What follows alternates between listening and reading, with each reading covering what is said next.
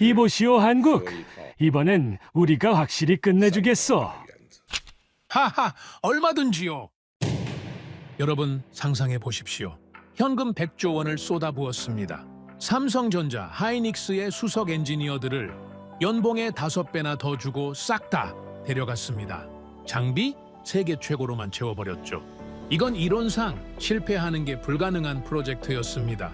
CNN, BBC 등 저원 세계 언론사들이 대서특필했죠.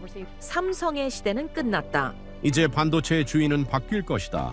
모든 전문가가 중국의 승리를 점쳤습니다.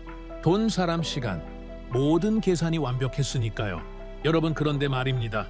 3년 뒤 운명의 그날, 공장의 메인 스위치를 켠 순간 세계는 경악을 금치 못했습니다. 아니 이게 대체 뭡니까? 세계 최고의 장비들과 수천 명의 천재들이 매달렸지 않습니까? 근데 이게 말이 됩니까? 그들은 돈으로 모든 걸 샀지만 한국에 이것만큼은 훔쳐가지 못했습니다. 전 세계가 경악하고 돈이면 다 된다는 100조 중국을 처참히 무너뜨려버린 대한민국. 대체 무슨 일이 벌어진 걸까요? 그 전에 잠깐 1초 만에 누를 수 있는 좋아요 버튼을 꾹 눌러주시면 영상 제작에 아주 큰 힘이 됩니다. 그럼 바로 시작하겠습니다. 100조면 충분합니다. 회의실이 술렁였죠. 간부 한 명이 자리에서 벌떡 일어나며 외쳤습니다. 100조 원, 이 돈이면 삼성 따위 3년 안에 따라잡습니다. 박수가 터졌습니다. 모두가 웃고 있었죠. 저도 웃었습니다. 아니, 웃을 수밖에 없었죠. 그 자리에서 전략 총괄로 임명된 사람이 바로 저였으니까요. 제 이름은 리웨이천입니다. 중국 유명 반도체 기업의 부사장이었죠. 저는 그날 확신에 차 있었습니다. 돈이 이렇게 많은데 못할 게 뭐가 있습니까? 그런데 지금 생각하면 미친 소리였습니다. 그해 가을이었죠. 베이징 본사 대회의실. 천장에는 샹들리에가 반짝였고 벽면에는 붉은 현수막이 걸려 있었습니다. 반도체 굴기, 자주혁신. 금박으로 새겨진 글씨가 조명을 받아 빛났죠. 회의실에는 20명 넘는 간부들이 앉아 있었습니다. 정부에서 나온 사람도 있었고 국영은행 관계자도 있었죠. 모두의 얼굴에 기대감이 가득했습니다. 리 부사장! 상석에 앉은 왕 회장이 저를 불렀습니다. 전략기획 총괄, 자네가 맡게. 이번 프로젝트 실패는 없어. 저는 자리에서 일어났습니다. 모든 시선이 저를 향했죠. 맡겠습니다. 다시 박수가 터졌습니다. 회의가 본격적으로 시작됐죠. 화면에 숫자들이 떴습니다. 100조 원, 정부 보조금, 지방정부 투자, 국영은행 대출. 여러 경로에서 돈이 쏟아지고 있었습니다. 이 정도 예산이면 뭘 못합니까? 재무 담당 순 부사장이 말했죠. 안경을 치켜 올리며 희죽 웃었습니다. 삼성 본사 건물 통째로 사버려도 남습니다. 웃음이 터졌습니다. 그거 좋은 생각인데요. 건물째로 사버리면 기술도 따라오는 거 아닙니까? 인사 담당장 부사장이 받아쳤죠. 또 웃음이 번졌습니다. 농담이었습니다. 하지만 그 농담 속에 우리의 진심이 있었죠. 돈이면 뭐든 된다. 그게 당시 회의실의 공기였습니다. 자, 본론으로 들어갑시다. 왕 회장이 손을 들었죠. 회의실이 조용해졌습니다. 왕 회장은 60대 중반의 거구였습니다. 목소리가 낮고 굵었죠. 그가 말하면 모두가 입을 다물었습니다. 삼성이 30년 걸렸습니다. 우리는 몇 년이면 됩니까? 침묵이 흘렀죠. 모두가 서로를 바라봤습니다. 누가 먼저 대답할지 눈치를 보는 거였죠. 제가 입을 열었습니다. 3년입니다. 왕 회장의 눈썹이 올라갔죠. 근거는? 저는 준비한 자료를 화면에 띄웠습니다. 프레젠테이션 첫 장에는 굵은 글씨로 적혀 있었죠. 추격 전략, 3년 로드맵. 삼성이 30년 전에 시작했을 때와 지금은 다릅니다. 그때는 기술 자체가 없었죠. 모든 걸 처음부터 개발해야 했습니다. 장비도 만들어야 했고 공정도 스스로 정립해야 했죠. 하지만 지금은 다릅니다. 화면이 넘어갔죠. 기술은 이미 존재합니다. 장비도 있고 공정도 정립되어 있죠. 전 세계 어디서든 살 수 있습니다. 우리가 할 일은 간단합니다.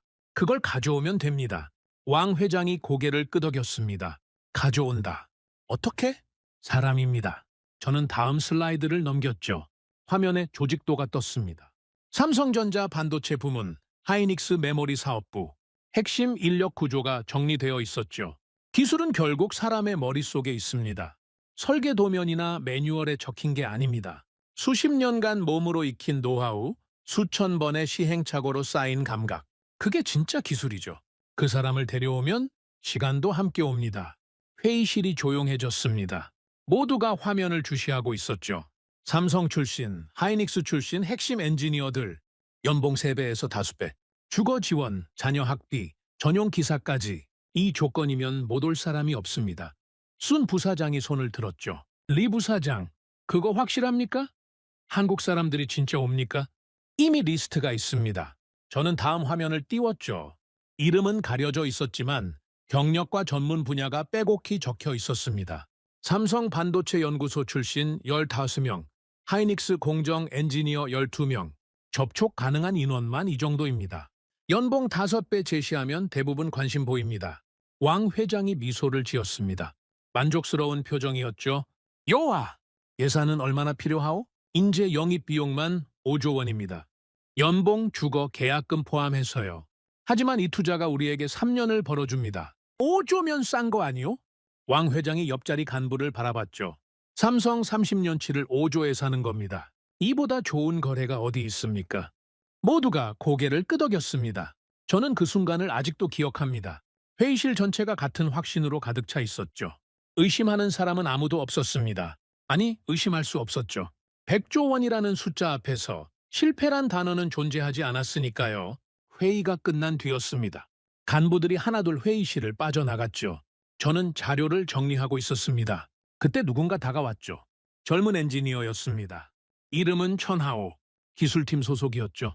부사장님, 잠깐 여쭤봐도 되겠습니까? 뭐요?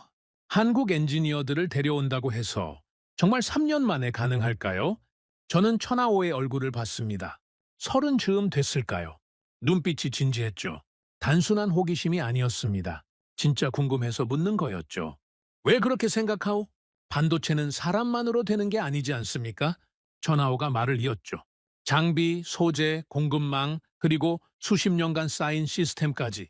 그걸 사람 몇 명이 다 가져올 수 있습니까? 머릿속 지식만으로 공장이 돌아가는 건 아니지 않습니까? 틀린 말은 아니었습니다. 하지만 저는 대답했죠. 자네 지금 회의실에서 뭘 봤소? 예? 100조 원이요. 이 돈이면 장비도 사고 소재도 사고 공급망도 만들 수 있어. 돈이 안 되는 게 뭐가 있습니까? 노하우? 그건 사람이 가져오는 거요. 돈과 사람, 이 두 가지면 충분하오. 천하오가 잠시 침묵했습니다. 뭔가 더 말하고 싶은 표정이었죠. 부사장님 말씀이 맞을 수도 있습니다. 하지만 삼성이 30년 걸린 데는 이유가 있지 않겠습니까? 단순히 돈이 없어서, 사람이 없어서 30년 걸린 건 아닐 것 같습니다. 저는 웃었습니다. 그 이유가 뭐라고 생각하오? 저도 정확히는 모릅니다. 다만 단순히 시간 문제만은 아닐 것 같습니다. 뭔가 다른 게 있을 것 같습니다. 저는 천하오의 어깨를 툭 쳤죠. 자네 걱정은 이해하오. 하지만 지금은 질문할 때가 아니오. 실행할 때요? 의심은 결과가 나온 뒤에 해도 늦지 않소. 천하오가 고개를 숙였습니다. 알겠습니다. 돌아서는 천하오의 뒷모습을 보며 저는 속으로 생각했죠. 젊은 친구가 걱정이 많군. 하지만 현실은 숫자로 움직이는 거요. 100조 원 앞에서 불가능은 없소. 지금 생각하면 천하오가 옳았습니다. 하지만 당시에 저는 몰랐죠. 아니, 알고 싶지 않았습니다. 며칠 뒤 공장 기공식이 열렸습니다. 베이징 외곽의 허허벌판. 그곳에 거대한 부지가 펼쳐져 있었죠. 축구장 수십 개 크기였습니다. 빨간 천으로 덮인 현판 앞에 수백 명이 모였습니다. 정부 고위 인사들, 당 간부들, 그리고 기업 수뇌부. 하늘에서는 드론이 편대 비행을 했고 땅에서는 폭죽이 연이어 터졌죠. 군악대가 연주하는 음악이 벌판을 가득 채웠습니다. 중국 반도체의 새 역사가 시작됩니다. 사회자의 목소리가 스피커를 통해 울려 퍼졌습니다. 수백 명의 박수 소리가 하늘로 치솟았죠. 저는 단상 위에 서 있었습니다. 옆에는 왕 회장이 있었죠. 그가 제 어깨를 잡았습니다. 리 부사장, 이 순간을 기억해두게. 우리가 역사를 만드는 거야. 저는 고개를 끄덕였습니다. 기억하겠습니다. 빨간 천이 벗겨졌죠. 거대한 현판이 모습을 드러냈습니다. 반도체 굴기의 상징. 금빛 글씨가 햇빛을 받아 눈이 부셨습니다. 박수 소리가 천둥처럼 울렸죠. 그날 밤 연회가 열렸습니다. 베이징 시내 최고급 호텔 연회장이었죠. 마오타이주가 끊임없이 돌았습니다. 모두가 취해 있었습니다. 술에도 희망에도. 삼성 잡는 날 다시 모입시다. 장 부사장이 외쳤죠. 얼굴이 벌겋게 달아올라 있었습니다. 3년 뒤에 여기서 축배를 듭시다. 아니 2년이면 되지 않습니까? 순 부사장이 받아쳤죠. 술잔이 부딪혔습니다. 찰랑거리는 마오타이 향이 연 회장을 가득 채웠죠. 왕 회장이 저를 불렀습니다. 리 부사장 한마디 하게. 저는 자리에서 일어났죠. 잔을 들었습니다. 반드시 해내겠습니다. 3년 뒤 우리는 삼성 앞에 서 있을 겁니다. 모두가 환호했습니다. 그날 밤 숙소로 돌아와 창밖을 바라봤습니다. 멀리서 공사 현장에 불빛이 반짝이고 있었죠. 거대한 크레인들이 밤하늘을 가르고 있었습니다. 수십 대의 트럭이 쉴 새 없이 오가고 있었죠. 아름다웠습니다. 저는 중얼거렸죠. 우리는 다르다. 이번엔 다르다. 확신이었습니다. 적어도 그때는요. 하지만 연회의 열기가 식고 다시 현실로 돌아왔을 때 작은 균열이 보이기 시작했습니다. 공장 건설 현장을 방문했을 때였죠.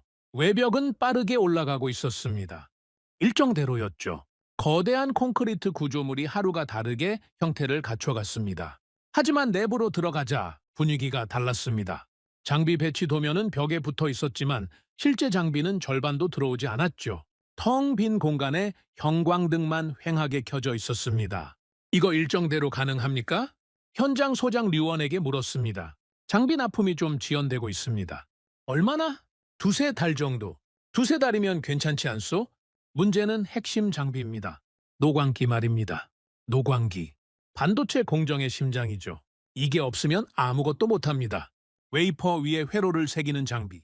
세상에서 가장 정밀하고 가장 비싸고 가장 구하기 어려운 기계죠. 노광기가 왜 문제요?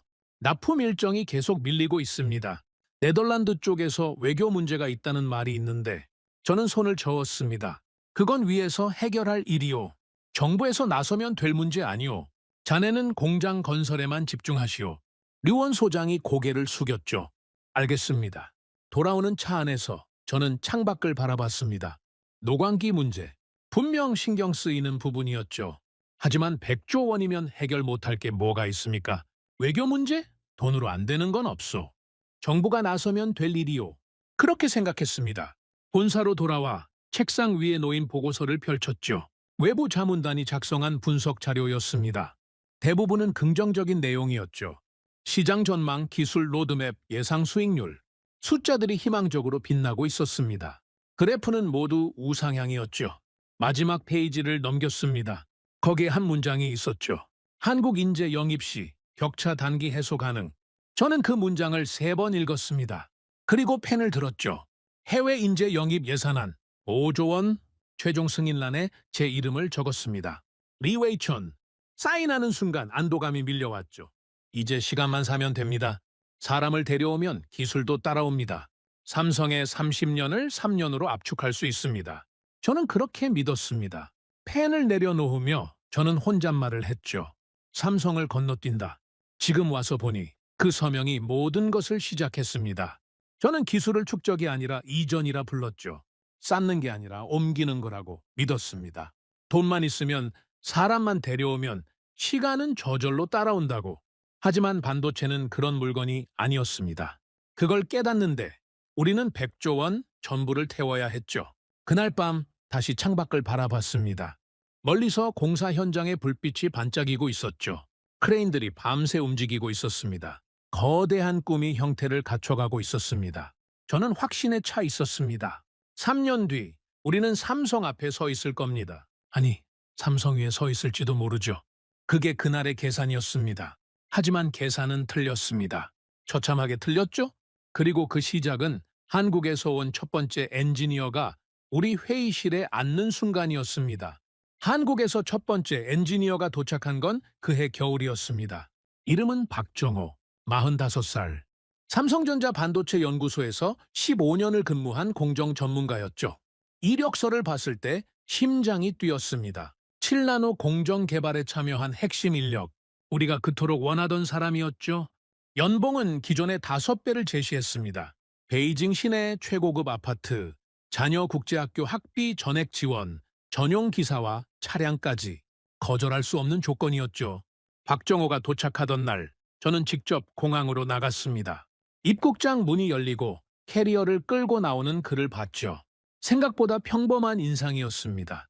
중간 키의 마른 체형, 안경 너머로 날카로운 눈빛이 보였죠. 하지만 표정은 담담했습니다. 박정호 박사님이시죠? 저는 손을 내밀었습니다. 리웨이천입니다. 반갑습니다. 박정호가 손을 잡았죠. 악수가 짧았습니다. 먼 길 오셨습니다. 피곤하시죠? 괜찮습니다. 말수가 적었습니다. 차에 타고 숙소로 이동하는 동안에도 박정호는 거의 말이 없었죠. 창밖만 바라보고 있었습니다. 저는 속으로 생각했습니다. 긴장하고 있군.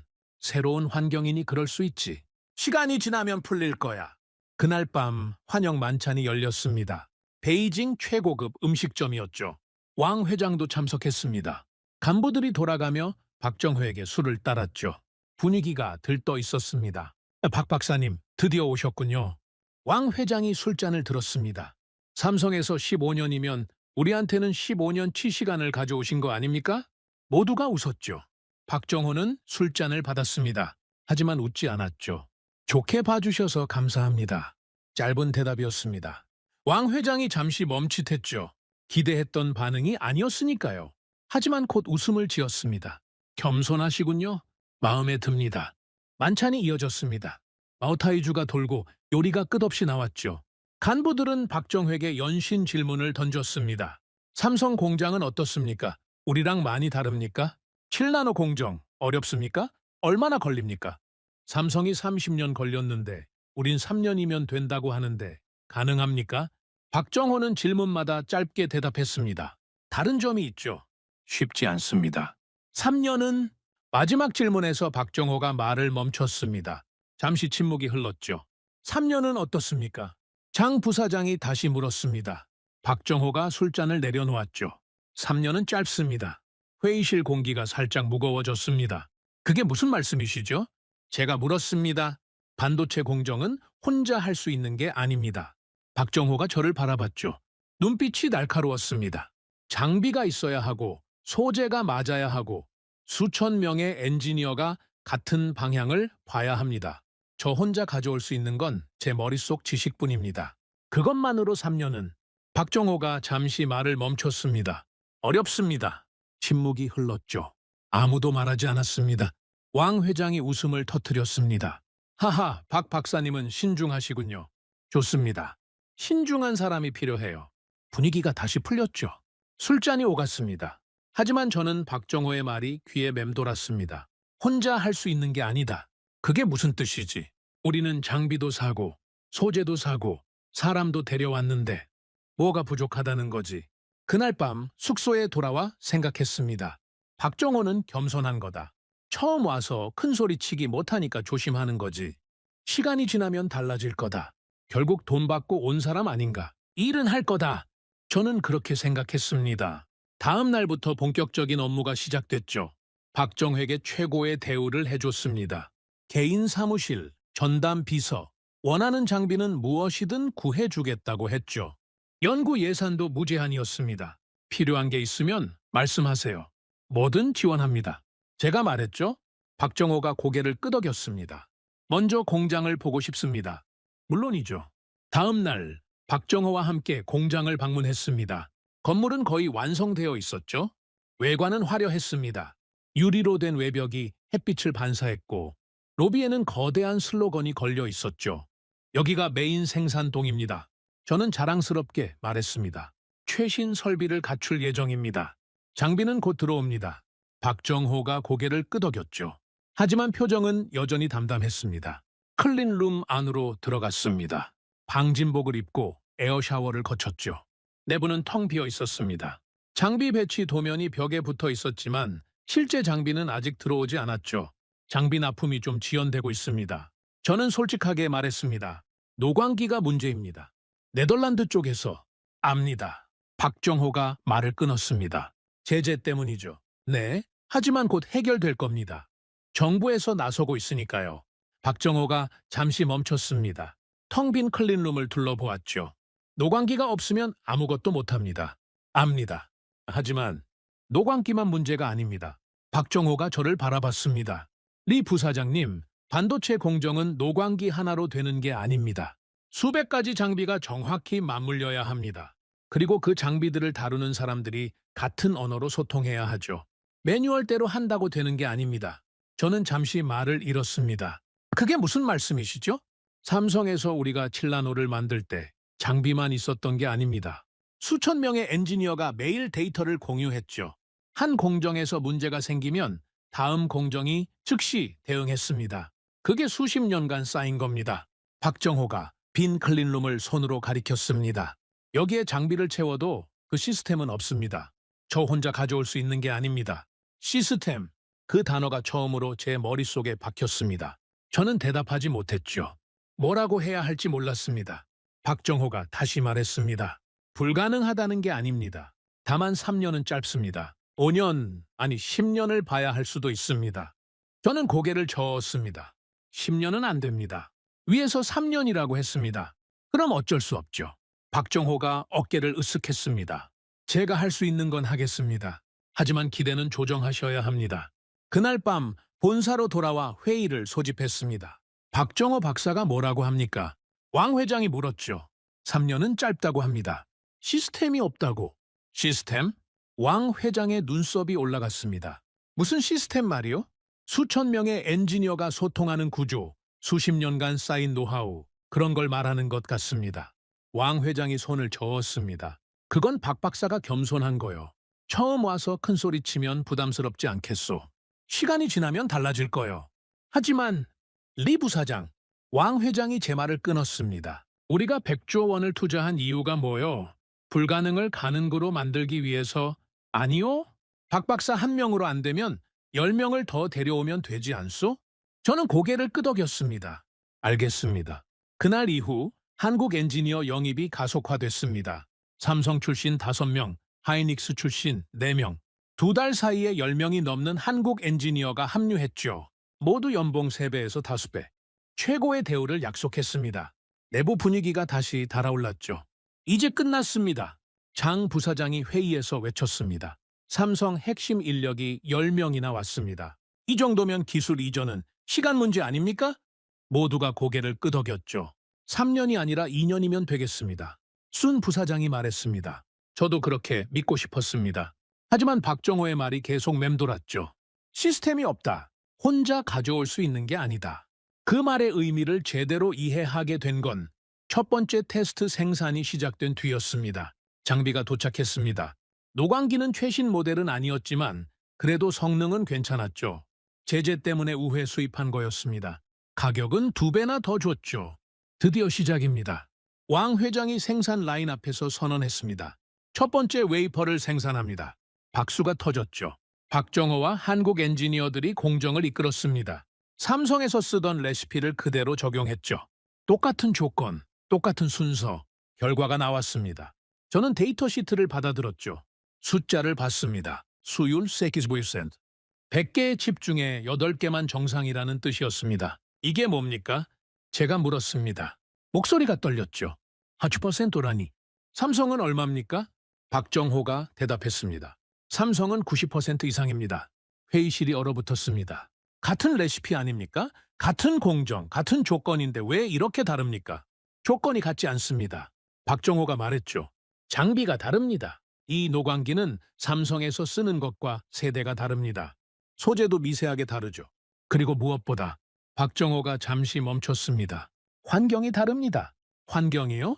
클린룸의 먼지 입자수, 온도 편차, 습도 변화. 삼성에서는 이 모든 게 실시간으로 모니터링되고 조정됩니다. 수천 개의 센서가 데이터를 수집하고 문제가 생기면 즉시 알람이 뜨죠. 여기는 박정호가 주위를 둘러봤습니다. 그 시스템이 없습니다. 다시 그 단어였습니다. 시스템. 그럼 어떻게 해야 합니까? 제가 물었죠. 다급했습니다. 하나씩 맞춰가야 합니다. 데이터를 쌓고 공정을 조정하고 실패를 기록하고 그걸 반복해야 합니다. 얼마나 걸립니까? 모릅니다. 삼성은 30년 걸렸죠. 침묵이 흘렀습니다. 왕 회장이 자리에서 일어났습니다. 얼굴이 붉었죠. 박 박사. 네. 우리가 박 박사를 모셔온 이유가 뭐요? 30년을 3년으로 줄이라고 모셔온 거 아니요? 그런데 지금 30년 걸린다고 하면 박 박사는 왜 여기 있는 거요? 회의실 공기가 얼어붙었습니다. 박정호는 표정을 바꾸지 않았습니다. 저는 제가 할 수 있는 일을 하러 왔습니다. 30년을 3년으로 줄이겠다고 약속한 적은 없습니다. 왕 회장의 얼굴이 더 붉어졌죠. 뭐라고?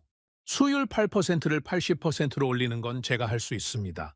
하지만 90%를 만드는 건 저 혼자 할 수 있는 일이 아닙니다. 박정호가 자리에서 일어났습니다. 필요하시면 제가 아는 건 다 알려드리겠습니다. 하지만 마법은 없습니다. 박정호가 회의실을 나갔습니다. 문이 닫히고 침묵이 흘렀죠. 왕 회장이 저를 바라봤습니다. 리 부사장, 저 사람이 우리 데려온 최고 인재요? 네, 그렇습니다. 저 사람이 안 된다고 하면 누가 됩니까? 저는 대답하지 못했습니다. 그날 밤 사무실에 혼자 앉아 있었습니다. 창밖으로 공장의 불빛이 보였죠. 24시간 돌아가고 있었습니다. 하지만 그 안에서 만들어지는 건 불량품뿐이었죠. 수율 80%.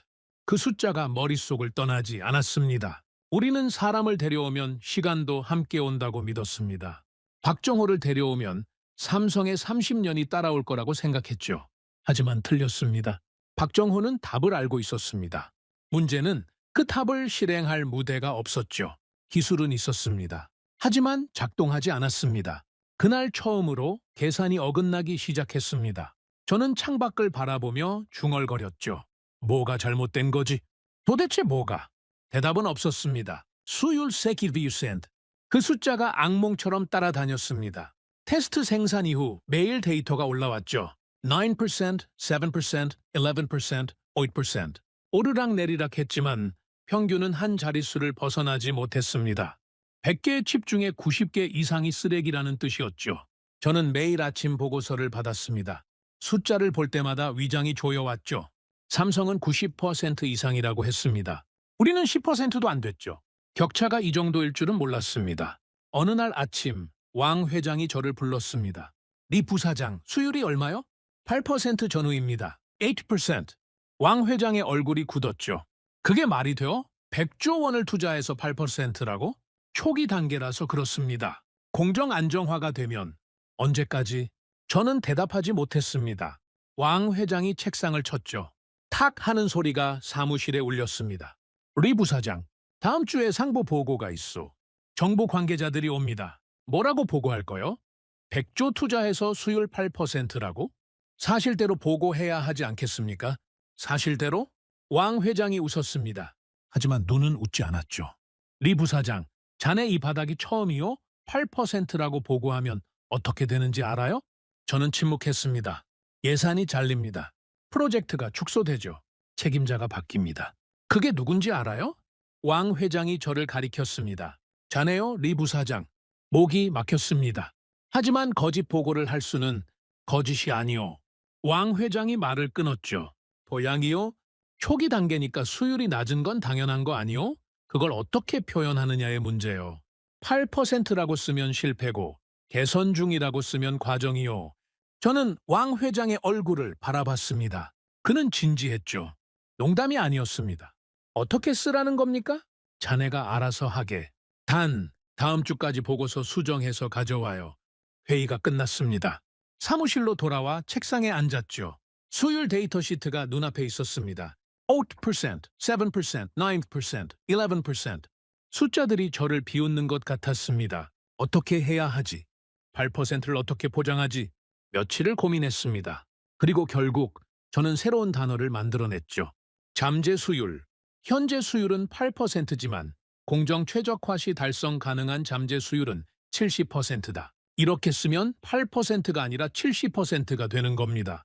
물론 그 70%는 아직 존재하지 않는 숫자였죠. 보고서를 다시 썼습니다. 현재 수율 초기 안정화 단계, 잠재 수율 70% 목표, 8%라는 숫자는 어디에도 없었습니다. 보고서를 들고 왕 회장을 찾아갔죠. 잠재 수율, 왕 회장이 보고서를 읽었습니다. 이게 뭐요? 현재 수율은 낮지만 공정이 안정화되면 70%까지 올릴 수 있다는 뜻입니다. 70%? 왕 회장의 눈이 밝아졌죠. 그럼 삼성 90%까지 얼마 안 남은 거 아니요? 네, 그렇게 볼 수 있습니다. 거짓말이었습니다. 70%는 제가 만들어낸 숫자였죠. 근거는 없었습니다. 하지만 왕 회장은 만족했습니다. 좋소, 리 부사장. 이걸로 보고하게. 저는 고개를 숙였습니다. 알겠습니다. 그날 밤 숙소로 돌아와 거울을 봤습니다. 피곤한 얼굴이 비쳤죠. 눈 밑에 다크서클이 짙었습니다. 저는 중얼거렸습니다. 어쩔 수 없었어. 이번 한 번만이야. 하지만 그 한 번이 시작이었습니다. 상부 보고가 끝난 뒤 분위기가 바뀌었습니다. 정부 관계자들은 만족했죠. 잠재 수율 70%라는 문구가 효과를 발휘했습니다. 추가 예산이 승인됐죠. 언론에는 중국 반도체 굴기, 순조로운 진행이라는 기사가 나갔습니다. 모두가 웃었습니다. 하지만 공장 안에서는 아무것도 달라지지 않았죠. 수율은 여전히 8%였습니다. 아니 7%로 떨어진 날도 있었죠. 공정미세 조정을 시도할 때마다 새로운 문제가 터졌습니다. 박정호가 저를 찾아왔습니다. 리 부사장님, 네, 박 박사. 보고서를 봤습니다. 저는 긴장했죠. 잠재 수율 70%라고 되어 있던데요. 그건 어떻게 나온 숫자입니까? 박정호의 눈빛이 날카로웠습니다. 저는 시선을 피했죠. 목표치입니다. 공정이 안정화되면 지금 수율이 8%입니다. 70%까지 올리려면 최소 2년은 걸립니다. 그것도 모든 게 완벽하게 맞아떨어졌을 때요. 압니다. 그런데 보고서에는 마치 곧 70%가 될 것처럼 써 있습니다. 저는 대답하지 못했습니다. 박정호가 한숨을 쉬었죠. 리 부사장님, 이렇게 가면 안 됩니다. 무슨 말씀이시죠? 실패를 숨기면 안 됩니다. 8%가 현실입니다. 이걸 인정하고 왜 8%인지 분석하고 하나씩 고쳐나가야 합니다. 그게 기술이 발전하는 방식입니다. 박정호가 저를 똑바로 바라봤습니다. 삼성이 30년 동안 뭘 했는지 아십니까? 실패를 기록했습니다. 모든 실패를 데이터로 남겼죠. 왜 실패했는지, 어떻게 고쳤는지 전부 기록했습니다. 그 기록이 쌓여서 90%가 된 겁니다. 저는 침묵했습니다. 지금 우리는 정반대로 가고 있습니다. 실패를 숨기고 숫자를 포장하고 있죠. 이러면 기술은 절대 발전하지 않습니다. 박 박사, 제가 말했습니다. 현실이 그렇습니다. 8%라고 보고하면 예산이 잘립니다. 프로젝트가 끝나요. 그럼 박 박사도 일자리를 잃는 겁니다. 그건 지금은 버텨야 할 때입니다. 시간을 벌어야 해요. 시간이 있으면 수율도 올릴 수 있습니다. 박정호가 고개를 저었습니다. 리 부사장님, 그 시간이 문제입니다. 거짓 보고로 번 시간은 진짜 시간이 아닙니다. 숫자가 올라가면 기대치도 올라갑니다. 나중에 진실이 드러나면 그때는 더 큰 재앙이 됩니다. 저는 대답하지 못했습니다. 박정호가 돌아섰죠? 문 앞에서 멈췄습니다. 저는 제가 할 수 있는 일을 하겠습니다. 하지만 보고서에는 관여하지 않겠습니다. 문이 닫혔습니다. 저는 혼자 사무실에 앉아 있었죠. 박정호의 말이 맞았습니다. 알고 있었죠. 실패를 숨기면 안 된다는 것. 하지만 다른 선택지가 없었습니다. 8%라고 쓰는 순간 모든 게 끝나니까요. 며칠 뒤 또 다른 보고가 올라왔습니다. 수율이 6%로 떨어졌죠. 새로운 공정을 시도했다가 실패한 겁니다. 불량 웨이퍼가 산더미처럼 쌓였죠. 이걸 어떻게 합니까? 생산 담당 천민기 물었습니다. 얼굴이 창백했죠. 6%입니다. 90%가 버려지고 있습니다. 이대로 가면 적자가 눈덩이처럼 불어납니다. 저는 데이터 시트를 바라봤습니다. 숫자들이 흐릿하게 보였죠. 어지러웠습니다. 보고서에는 뭐라고 쓸 겁니까?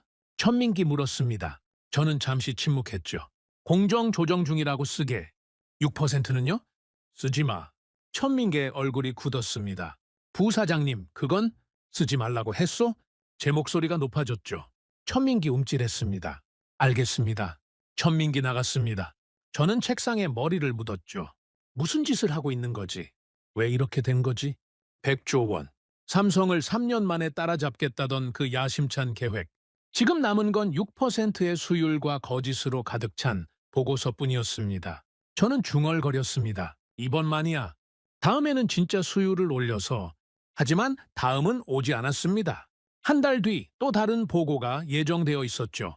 상부에서는 잠재 수율 70%를 근거로 실제 수율 50%를 기대하고 있었습니다. 하지만 현실은 8%였죠. 아니 7%로 떨어졌습니다. 50%와 7%. 그 격차를 어떻게 설명합니까? 회의가 소집됐습니다. 수율이 얼마요? 왕 회장이 물었죠.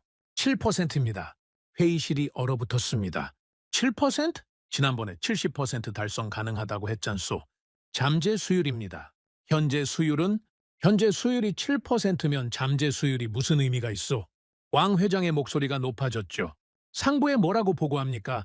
100조 투자해서 7%라고? 아직 초기 단계라. 초기 단계가 언제까지요? 1년이 지났소. 1년 동안 수율이 8%에서 7%로 떨어졌소. 이게 발전입니까? 저는 대답하지 못했습니다. 왕 회장이 한숨을 쉬었죠. 리 부사장, 자네 알지? 이대로 보고하면 우리 다 끝나는 거. 압니다. 그런 방법을 찾아야지. 무슨 방법이 있습니까? 왕 회장이 저를 똑바로 바라봤습니다. 숫자를 맞춰. 네? 7%를 70%로 만들라는 게 아니오. 다만 7%가 70%로 가는 과정에 있다는 걸 보여줘야 해. 추세가 중요한 거요. 하지만 추세도 하락인데. 그럼 추세를 만들어. 저는 왕 회장의 얼굴을 바라봤습니다. 그는 진지했죠. 불량 데이터 중에 일부를 제외해. 장비 오류로 인한 불량, 인적 실수로 인한 불량. 그런 건 빼도 되지 않소? 순수 공정 수율만 따로 계산하면 숫자가 달라지지 않겠소? 그건 통계 조작이었습니다. 하지만 왕 회장은 그걸 합리적 분류라고 불렀죠. 압니다. 저는 대답했습니다. 그날 밤 사무실에 혼자 남았습니다. 데이터 시트를 펼쳤죠. 불량 웨이퍼 목록이 끝없이 이어졌습니다. 하나하나 분류하기 시작했죠. 장비 오류, 저해, 온도 편차, 저해, 소재 불량, 저해, 인적 실수, 저해. 제외할 항목을 늘릴수록 수율은 올라갔습니다. 7%가 15%가 됐고 15%가 25%가 됐죠. 충분히 제외하면 40%도 가능했습니다. 손이 떨렸습니다. 이게 맞는 건가? 하지만 멈출 수 없었죠. 새벽 3시 보고서가 완성됐습니다. 현재 공정 수율 35% 안정화 진행 중 35%, 7%에서 35%로 5배나 뛴 숫자였죠. 물론 진짜가 아니었습니다. 불량 데이터의 70%를 제외한 결과였죠. 저는 보고서 마지막 페이지에 사인했습니다. 리웨이천 펜을 내려놓는 순간 손이 떨렸습니다. 다음 날 보고서가 배포됐습니다. 왕 회장은 만족했죠. 35%면 괜찮소. 상승 추세라고 보고하면 되겠소. 간부들도 안도했습니다. 하지만 한 사람은 침묵했죠. 박정호였습니다. 회의가 끝난 뒤 박정호가 저를 찾아왔습니다. 리 부사장님. 네, 보고서 봤습니다. 저는 긴장했죠. 35%라고 되어 있던데요? 네, 어제 제가 본 데이터는 7%였습니다. 침묵이 흘렀습니다. 박정호는 아무 말도 하지 않았습니다. 저를 바라보기만 했죠. 그 눈빛이 저를 꿰뚫는 것 같았습니다. 박 박사, 이건 설명 안 하셔도 됩니다. 박정호가 말을 끊었죠. 저는 보고서에 관여하지 않기로 했으니까요. 박정호가 돌아섰습니다. 문 앞에서 멈췄죠. 다만 한 가지만 말씀드리겠습니다. 뭡니까? 실패를 기록하지 않는 순간 기술은 자라지 않습니다. 우리가 지금 숨기고 있는 건 숫자가 아닙니다. 시간입니다. 문이 닫혔습니다. 저는 혼자 남았죠. 박정호의 말이 가슴에 박혔습니다. 우리는 수율을 숨겼습니다. 숨긴 건 숫자였지만 사라진 건 시간이었죠. 그 뒤로 보고서는 점점 아름다워졌습니다. 35%가 45%가 됐고 45%가 55%가 됐죠. 숫자는 올라갔지만 공장에서는 아무것도 변하지 않았습니다. 실제 수율은 여전히 10% 미만이었죠. 저는 매달 새로운 방법을 찾아야 했습니다. 어떤 데이터를 제외할지, 어떤 표현을 쓸지, 보고서 작성이 제 주요 업무가 됐죠. 기술 개발? 그런 건 뒷전이었습니다. 어느 날 거울을 봤습니다. 낯선 얼굴이 비쳤죠. 눈이 충혈되어 있었고 얼굴은 창백했습니다. 저는 중얼거렸습니다. 내가 뭘 하고 있는 거지? 대답은 없었습니다. 그리고 그날 밤 박정호가 사직서를 냈습니다. 떠나시겠다고요? 저는 박정호의 사직서를 바라봤습니다. 네? 왜요? 대우가 부족합니까? 더 필요한 게 있으면? 그런 게 아닙니다. 박정호가 말했죠. 저는 기술자입니다. 기술을 발전시키러 왔죠. 하지만 여기서는 그게 불가능합니다. 왜 불가능합니까? 이 조직은 실패를 허용하지 않습니다. 실패를 숨기고 숫자를 조작하고 진실을 외면하죠. 그런 환경에서 기술은 발전할 수 없습니다. 저는 대답하지 못했습니다. 리 부사장님, 박정호가 저를 바라봤습니다. 부사장님도 아시지 않습니까? 이대로 가면 어떻게 되는지. 저는 침묵했죠. 저는 더 이상 여기 있을 이유가 없습니다. 죄송합니다. 박정호가 사무실을 나갔습니다. 저는 그의 뒷모습을 바라봤죠. 그의 침묵이, 그의 시선이, 그의 마지막 말이 저를 가장 오래 괴롭혔습니다. 박정호가 떠난 뒤 다른 한국 엔지니어들도 하나둘 떠나기 시작했습니다. 5배 연봉도 최고급 아파트도 그들을 붙잡지 못했죠. 그들은 알고 있었습니다. 이 배가 가라앉고 있다는 걸. 저는 창밖을 바라봤습니다. 공장의 불빛이 여전히 반짝이고 있었죠. 24시간 돌아가고 있었습니다. 하지만 그 안에서 만들어지는 건 불량품뿐이었습니다. 보고서는 아름다웠지만 현실은 추악했죠. 저는 중얼거렸습니다. 우리는 실패를 지웠다. 하지만 실패는 사라지지 않았다. 그건 단지 숨겨졌을 뿐이었습니다. 그리고 숨겨진 실패는 언젠가 반드시 폭발합니다. 박정호가 떠난 뒤 회의실 분위기가 달라졌습니다. 예전에는 질문이 있었죠. 왜 수율이 안 오르는가? 어떤 공정에서 문제가 생기는가? 장비 세팅을 바꿔볼까? 소재를 교체해볼까? 치열하게 토론했습니다. 하지만 이제는 아무도 묻지 않았죠. 회의가 시작되면 모두가 고개를 숙였습니다. 눈을 마주치지 않았죠. 누군가 발언하면 다른 사람들은 그저 고개만 끄덕였습니다. 반론은 없었죠. 질문도 없었습니다. 회의는 계속됐지만 토론은 사라졌습니다. 어느 날 주간 회의에서였죠. 생산 담당 천민기 보고를 올렸습니다. 이번 주 수율은 9%입니다. 조용했습니다. 예전 같으면 난리가 났을 겁니다. 왜 9%밖에 안 되는가? 뭐가 문제인가? 어떻게 해결할 것인가? 하지만 아무도 묻지 않았죠. 다음 안건으로 넘어가죠. 왕 회장이 말했습니다. 그게 전부였죠. 9%라는 숫자가 공중에 떠 있었지만 아무도 잡지 않았습니다. 마치 그 숫자가 존재하지 않는 것처럼 행동했죠. 저는 회의실을 둘러봤습니다. 20명 넘는 간부들이 앉아 있었죠. 모두 고개를 숙이고 있었습니다. 노트북 화면을 보는 척, 서류를 정리하는 척. 하지만 실제로는 아무것도 하지 않았죠. 침묵이 회의실을 채웠습니다. 그 침묵이 무서웠습니다. 회의가 끝난 뒤 순 부사장이 저를 불렀습니다. 리 부사장, 잠깐. 네? 요즘 회의 분위기가 이상하지 않소? 저는 고개를 끄덕였죠. 아무도 말을 안 하더군요. 당연하지 않소? 순 부사장이 씁쓸하게 웃었습니다. 말하면 책임져야 하니까. 질문하면 답을 내놔야 하고, 답을 내놓으면 결과를 책임져야 하고. 그러니까 아무도 안 묻는 거요. 하지만 그러면 문제가 해결이 안 되지 않습니까? 해결! 순 부사장이 웃었죠. 하지만 눈은 웃지 않았습니다. 리 부사장, 지금 누가 문제 해결에 관심 있소? 다들 살아남는데 급급하지. 자기 책임 안 지는 게 최선이야. 저는 대답하지 못했습니다. 순 부사장이 어깨를 으쓱했죠. 나도 마찬가지요. 솔직히 말해서 이 프로젝트 어떻게 될지 모르겠소. 하지만 확실한 건 하나 있지. 책임지는 사람이 손해본다는 거. 순 부사장이 돌아섰습니다. 조심하시오, 리 부사장. 당신이 전략 총괄 아니오. 제일 먼저 책임 물을 사람이 당신이야. 발걸음 소리가 멀어졌습니다. 저는 복도에 혼자 서 있었죠. 의심은 기록되지 않았고 그래서 반복되었습니다. 남아있는 한국 엔지니어들의 태도도 달라졌습니다. 박정호가 떠난 뒤 7명이 남았죠. 하지만 그들도 변했습니다. 예전에는 회의 때마다 적극적으로 발언했죠. 공정 개선안을 제시하고 문제점을 지적하고 때로는 격하게 토론도 했습니다. 하지만 이제는 조용했습니다. 회의에서 한국 엔지니어들의 발언 시간이 급격히 줄었죠. 질문을 해도 짧게 대답했습니다. 네, 아니요, 검토해보겠습니다. 그게 전부였죠. 어느 날 남은 한국 엔지니어 중 리더 격인 김태현을 불렀습니다. 김 박사, 요즘 왜 이렇게 조용합니까? 김태현이 저를 바라봤습니다. 40 초반의 얼굴에 피로가 가득했죠. 조용하단요? 회의에서 말이오. 예전에는 적극적으로 의견 내시지 않았소. 요즘은 거의 말이 없으시더군요. 김태현이 잠시 침묵했습니다. 말해봤자 소용없으니까요. 소용없다니. 리 부사장님. 김태현이 한숨을 쉬었죠. 저희가 공정 개선안을 몇 번이나 올렸는지 아십니까? 15번입니다. 그중에 실제로 적용된 게 몇 개인지 아십니까? 저는 대답하지 못했습니다. 2개입니다. 그것도 형식적으로만 적용됐죠. 나머지 13개는 검토 중이라는 답변만 받았습니다. 1년째요.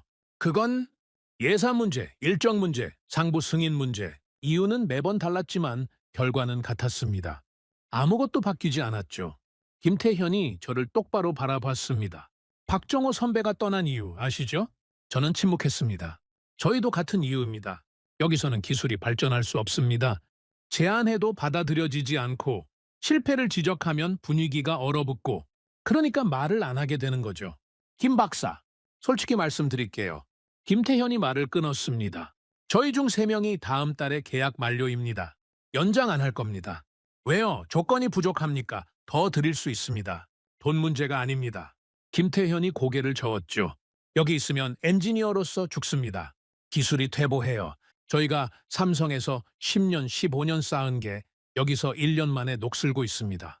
저는 아무 말도 할 수 없었습니다. 죄송합니다. 리 부사장님. 부사장님 잘못이 아닌 건 압니다. 하지만 저희도 살아야 하니까요. 김태현이 돌아섰습니다. 문 앞에서 멈췄죠. 한 가지만 더 말씀드릴게요. 기록을 남겨야 합니다. 박정호 선배가 항상 하던 말이에요. 실패를 기록해야 다음에 같은 실수를 안 합니다.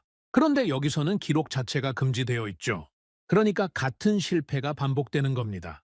문이 닫혔습니다. 저는 혼자 사무실에 앉아 있었죠. 기록을 남겨야 한다. 하지만 우리는 기록을 지우고 있었습니다. 내부 균열은 점점 커졌습니다. 현장 엔지니어들과 경영진 사이에 벽이 생겼죠. 현장에서는 진짜 수율을 알고 있었습니다. 5%, 7%. 매일 불량 웨이퍼를 처리하는 사람들이니까요. 하지만 경영진이 보는 보고서에는 35%, 40%, 45%가 적혀 있었죠. 두 개의 현실이 존재했습니다. 공장 안의 현실과 보고서 속의 현실. 저는 그 두 세계를 동시에 관리해야 했죠. 현장 엔지니어들에게는 말했습니다. 지금은 어렵지만 조금만 버티면 됩니다. 예산이 더 들어오면 장비도 업그레이드하고 공정도 개선할 수 있습니다. 경영진에게는 다르게 말했죠. 수율이 꾸준히 상승하고 있습니다. 목표 달성까지 시간이 좀 더 필요하지만 방향은 맞습니다. 거짓말이었습니다. 양쪽 다 거짓말이었죠. 어느 날 밤 사무실에서 보고서를 수정하고 있었습니다. 이번 달 실제 수율은 8%였죠. 하지만 보고서에는 42%라고 적어야 했습니다. 상승 추세를 보여줘야 하니까요. 저는 데이터 시트를 펼쳤습니다. 어떤 항목을 제외할까? 장비 오류? 이미 지난달에 제외했죠. 온도 편차? 그것도 제외했습니다. 소재 불량? 더 이상 제외할 게 없었죠. 손이 떨렸습니다. 새로운 카테고리를 만들어야 했습니다. 측정 오차라는 항목을 추가했죠. 수율 측정 과정에서 발생한 오차. 그걸 제외하면 숫자가 올라갔습니다. 8%가 15%가 됐고 15%가 25%가 됐고 25%가 42%가 됐습니다. 보고서가 완성됐습니다. 저는 마지막 페이지에 사인했죠. 리웨이천, 펜을 내려놓는 순간 구역질이 올라왔습니다. 화장실로 달려갔죠. 세면대에 머리를 박고 물을 틀었습니다. 찬물이 얼굴을 적셨죠. 거울을 봤습니다. 낯선 얼굴이 비쳤습니다. 충혈된 눈, 창백한 피부, 깊어진 주름. 1년 전에 저와는 완전히 다른 사람이었죠. 나는 지금 뭘 하고 있는 거지? 숫자를 관리하는 사람이 됐습니다. 진실을 지우는 사람이 됐죠. 저는 거울 속에 저를 바라봤습니다. 다들 이렇게 하잖아. 중얼거렸죠. 나만 이러는 게 아니잖아. 하지만 그 변명이 점점 공허해졌습니다. 며칠 뒤 이상한 소문이 돌았습니다. 상부에서 실사를 나온다는 거였죠. 정부 감사단이 공장을 방문한다는 소식이었습니다. 보고서와 실제 현황을 대조한다고 했죠. 회의실이 얼어붙었습니다. 실사라니 갑자기 왜? 장 부사장이 물었죠. 얼굴이 창백했습니다. 위에서 뭔가 눈치챈 거 아닙니까? 진정하시오. 왕 회장이 손을 들었습니다. 실사는 정기적인 거요. 특별한 이유 없소. 다만 준비는 철저히 해야지. 왕 회장이 저를 바라봤죠. 리 부사장, 보고서와 현장 데이터 일치시킬 수 있소? 심장이 멈추는 것 같았습니다. 보고서에는 42%라고 적혀 있었죠. 하지만 현장 수율은 8%였습니다. 그 격차를 어떻게 설명합니까? 시간이 필요합니다. 제가 말했습니다. 얼마나? 2주면. 1주요. 1주 안에 맞춰. 왕 회장이 단호하게 말했죠. 방법은 리 부사장이 알아서 하시오. 단, 실사에서 문제가 생기면 왕 회장이 말을 멈췄습니다. 하지만 의미는 분명했죠. 책임은 제가 지는 겁니다. 그날 밤 저는 공장에 남았습니다. 현장 엔지니어들을 불러 모았죠. 다음 주에 실사가 있습니다. 알고 있습니다. 천민기 대답했죠. 데이터를 정리해야 합니다. 정리요? 보고서와 맞춰야 합니다. 침묵이 흘렀습니다. 현장 엔지니어들이 서로를 바라봤죠. 그들의 눈빛에서 저는 무언가를 읽었습니다. 경멸? 동정? 아니면 체념? 전민기 한숨을 쉬었습니다. 부사장님, 그건 알고 있수. 제가 말을 끊었죠. 하지만 다른 방법이 없어. 실사에서 걸리면 우리 다 끝나는 거요. 당신들도 마찬가지요.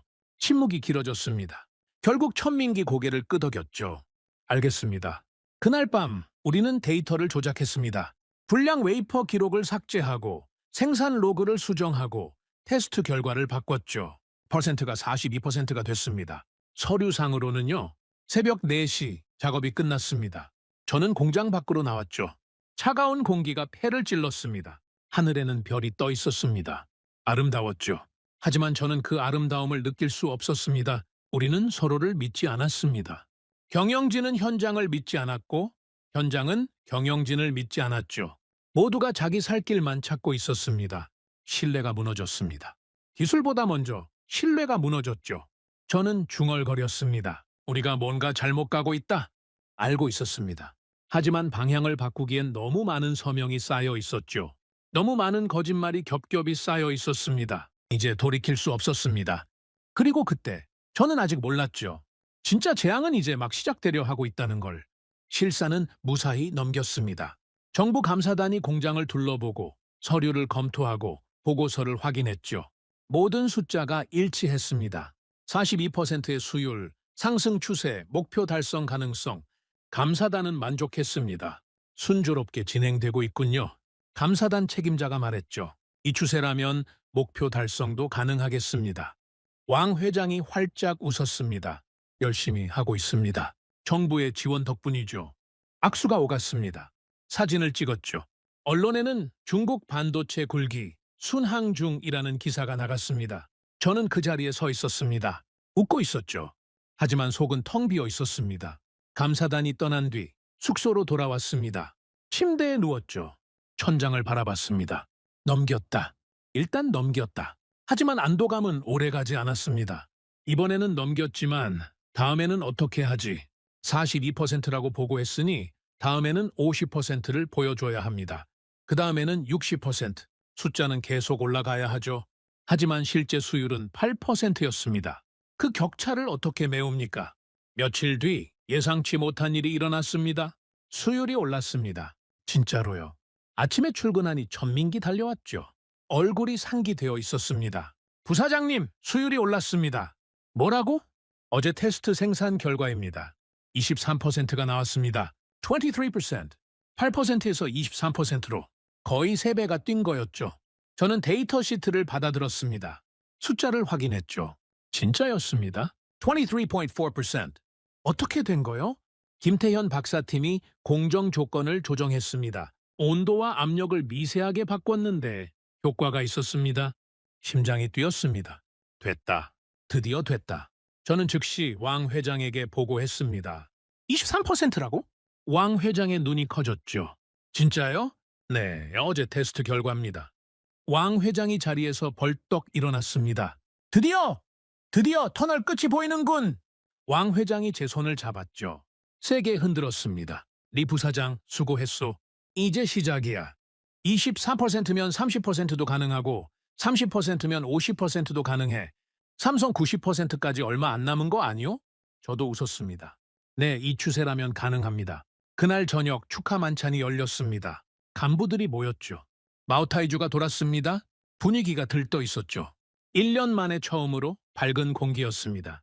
드디어 됐습니다. 장 부사장이 외쳤죠. 이제 삼성 잡는 건 시간 문제 아닙니까? 23%면 대단한 거죠. 한 달 전만 해도 10%도 안 됐는데. 순 부사장이 맞장구 쳤습니다. 술잔이 부딪혔죠. 저도 마셨습니다. 오랜만에 술이 달았죠. 됐다. 드디어 됐다. 그날 밤 숙소로 돌아와 창밖을 바라봤습니다. 공장의 불빛이 반짝이고 있었죠. 예전과 같은 불빛이었지만 오늘은 달라 보였습니다. 희망의 불빛처럼 느껴졌죠. 저는 중얼거렸습니다. 이제 괜찮아질 거야. 하지만 그건 착각이었습니다. 며칠 뒤 왕 회장이 저를 불렀습니다. 리 부사장, 좋은 소식이 있어. 뭡니까? 상부에 23% 보고했더니 추가 예산이 승인됐소. 추가 예산이요? 20조 원이요? 20조 원. 엄청난 금액이었습니다. 조건이 있소. 왕 회장이 말을 이었죠. 6개월 안에 수율 50% 달성. 그게 조건이요. 50%요? 23%에서 50%면 가능하지 않소? 지금 추세라면. 저는 잠시 망설였습니다. 23%는 한 번의 테스트 결과였죠. 그게 지속될지는 아직 모릅니다. 재현이 안 될 수도 있어요. 변수가 너무 많았죠. 하지만 왕 회장의 눈빛을 봤습니다. 기대로 가득 차 있었죠. 거절할 수 없었습니다. 가능합니다. 제가 대답했죠. 좋소. 20조 원이면 뭘 못하겠소. 장비도 더 사고 인력도 더 뽑고 이번엔 진짜 삼성 잡는 거요. 왕 회장이 활짝 웃었습니다. 저도 웃었죠. 하지만 속은 불안했습니다. 23%가 진짜 지속될까? 50%가 정말 가능할까? 의문이 머릿속을 맴돌았지만 밀어냈습니다. 지금은 생각할 때가 아니야. 일단 해보는 거야. 그렇게 생각했습니다.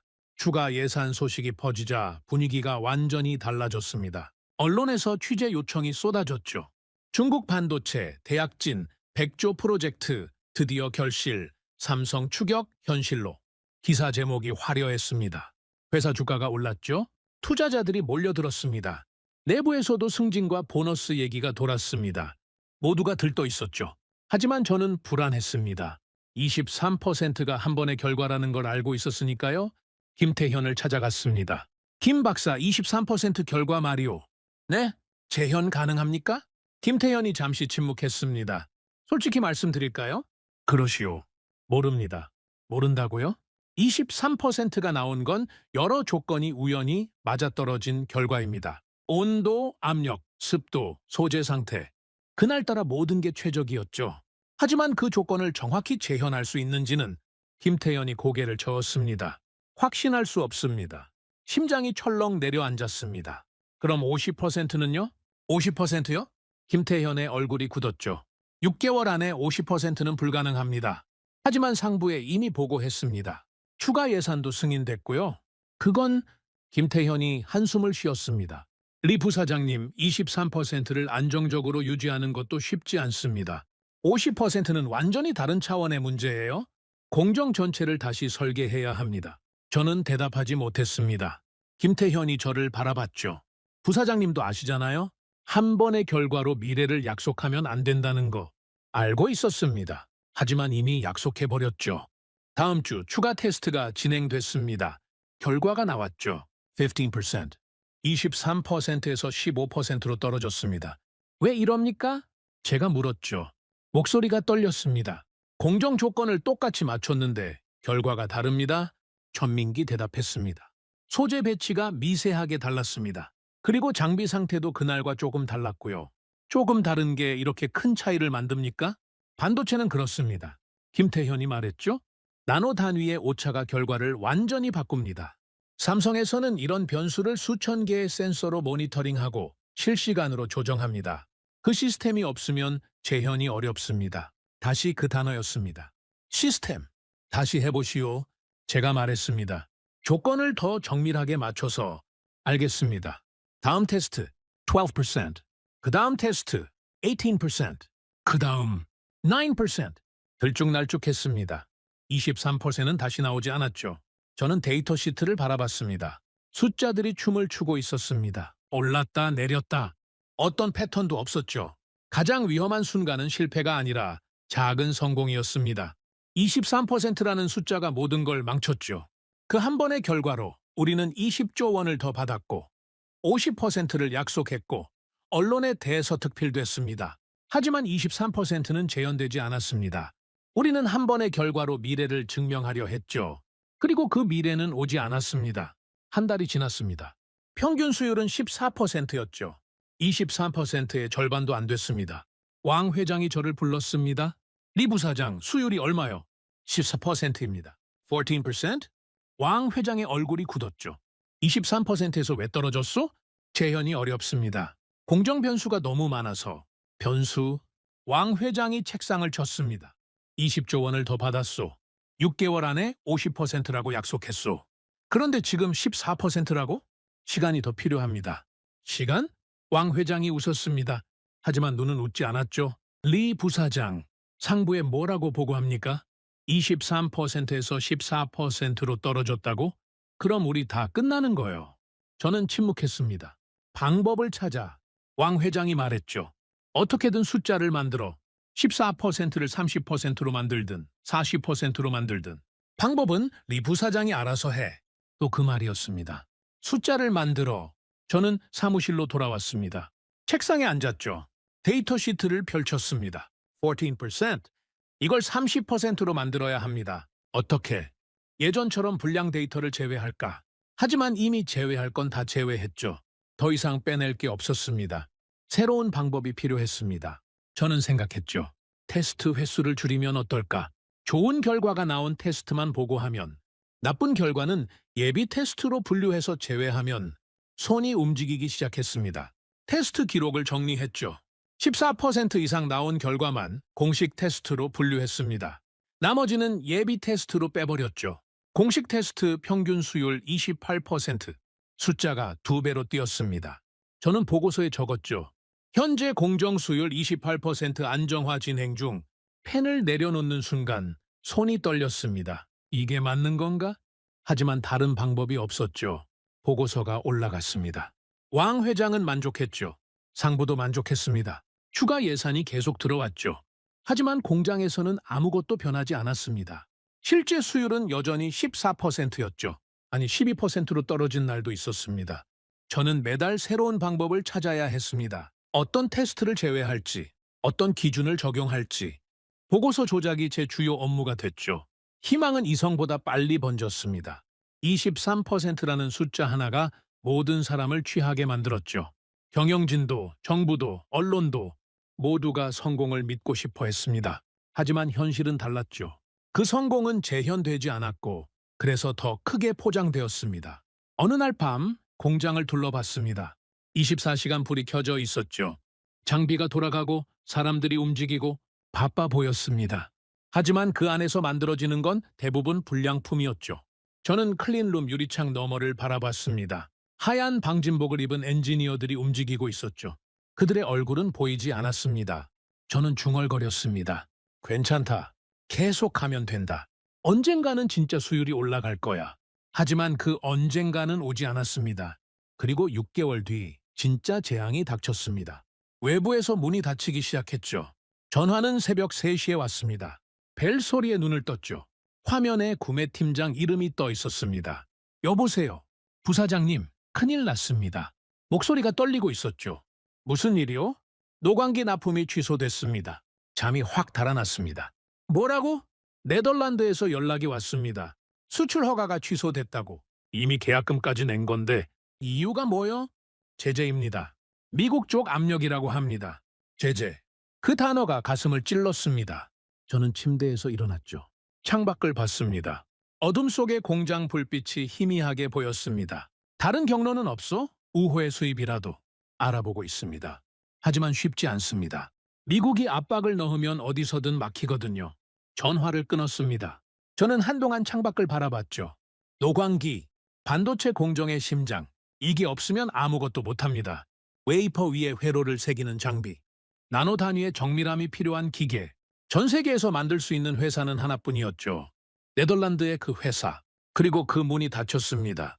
다음 날 아침 긴급 회의가 소집됐습니다. 회의실 분위기가 무거웠죠. 모두의 얼굴이 창백했습니다. 상황이 어떻소? 왕 회장이 물었습니다. 구매팀장이 보고를 시작했죠.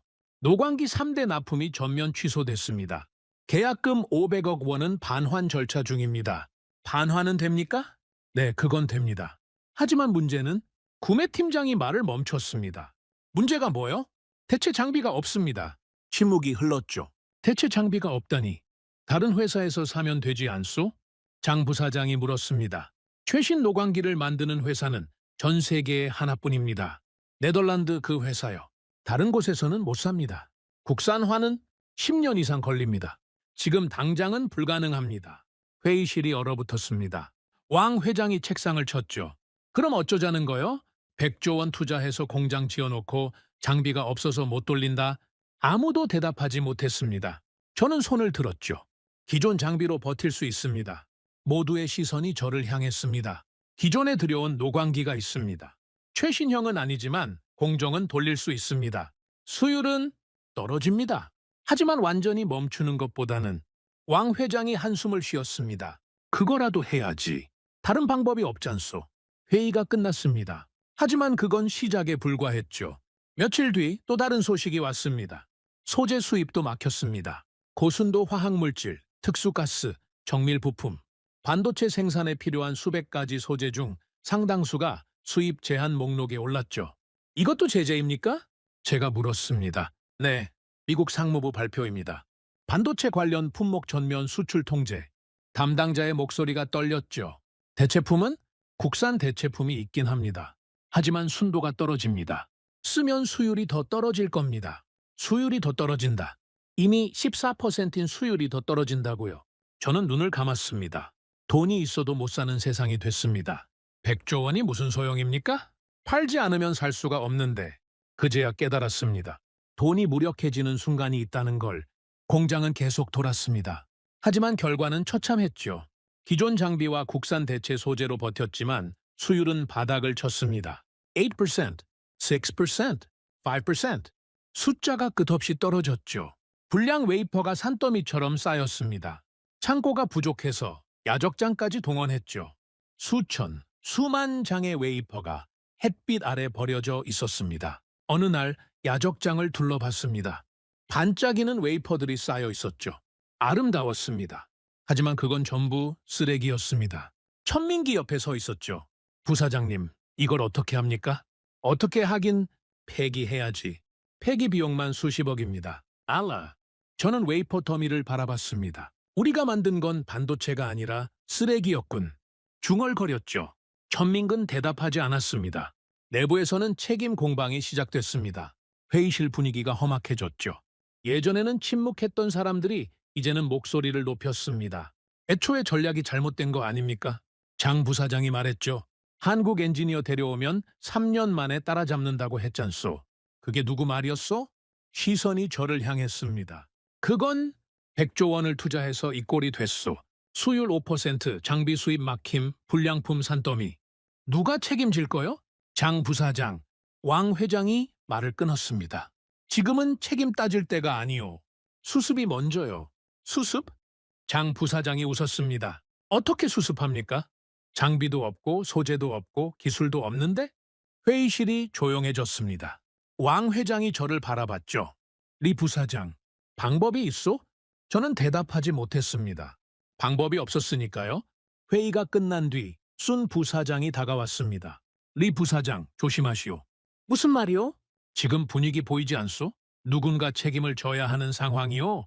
그게 누가 될 것 같소? 저는 침묵했습니다. 전략 총괄이 누구요? 한국 엔지니어 영입 승인한 게 누구요? 3년 추격 가능하다고 보고한 게 누구요? 순 부사장이 제 어깨를 툭 쳤죠. 다리 부사장 이름으로 된 서류들이요. 조심하시오. 발걸음 소리가 멀어졌습니다. 저는 복도에 혼자 서 있었죠. 그들의 말이 맞았습니다. 모든 서류에 제 서명이 있었죠. 전략보고서, 예산 승인서, 인재 영입 계획서. 전부 리웨이천이라는 이름이 적혀 있었습니다. 방패막이. 제가 방패막이가 된 겁니다. 며칠 뒤 김태현이 저를 찾아왔습니다. 리 부사장님, 말씀드릴 게 있습니다. 뭡니까? 저희 팀 전원이 계약을 종료하기로 했습니다. 예상했던 말이었지만 막상 들으니 가슴이 무너졌습니다. 왜요? 조건을 더 드릴 수 있습니다. 연봉도, 지원도. 그런 문제가 아닙니다.